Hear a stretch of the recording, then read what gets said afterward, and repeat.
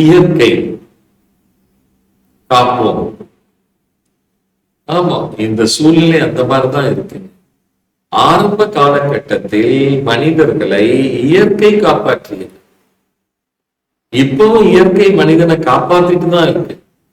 ஆனா மனிதன் தான் இயற்கையை காப்பாற்ற நினைப்பதில்லை. ஒரு சாரார் இயற்கையை அழிப்பதிலேயே குறிக்கோளா இருக்காங்க. அப்படி இருக்கும் போது மறு சாரார் என்ன பண்ணி ஆகணும்? அந்த இயற்கையை காப்பாற்றித்தானே ஆக வேணும். இல்ல எல்லாருமே இயற்கையை அழிப்பதற்கு நாம இறங்கிட்டோம்னா கண்டிப்பா இயற்கை கைவிட்டுரும் நம்மை. அதுக்கப்புறம் எல்லாருமே பூண்டோட கைலாசம் போற மாதிரி.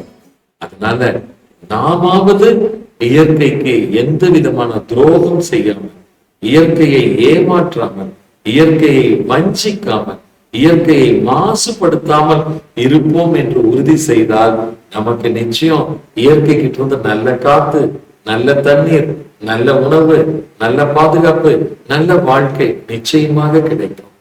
ஆத்ம நமஸ்காரங்கள். வாழ்க வளர்க.